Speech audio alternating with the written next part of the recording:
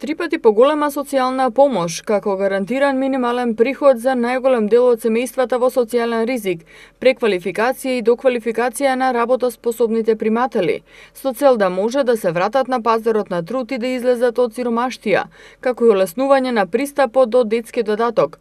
Предвидува реформата на социјалниот систем што треба да почне да се применува од 1 јануари наредната година.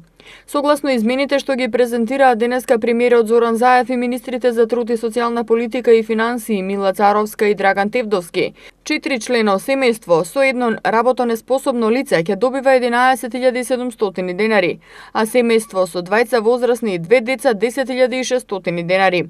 Со ова, социјално загрозените семејства ќе добиваат 3 пати повеќе од тоа што го добиваат сега.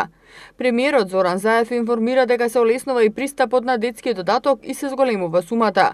Се воведуваат и нови додатоци за поддршка на деца од семејства во системот на социјална заштита и од семејства со ниски примања.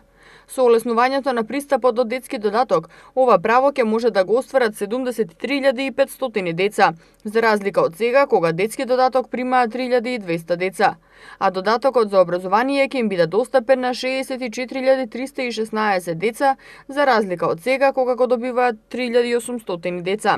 Министерката Царовска рече дека како заштитна мерка е планирано доколку тие што бидат преквалификувани и доквалификувани согласно пазарот на труд 2 пати одбијат понудена работа, да го изгубат правото на гарантиран минимален приход. Министерот за финансии Тевдовски појасни дека за спроведување на овие реформи за идната година се издвоени 2,2 милијарди денари.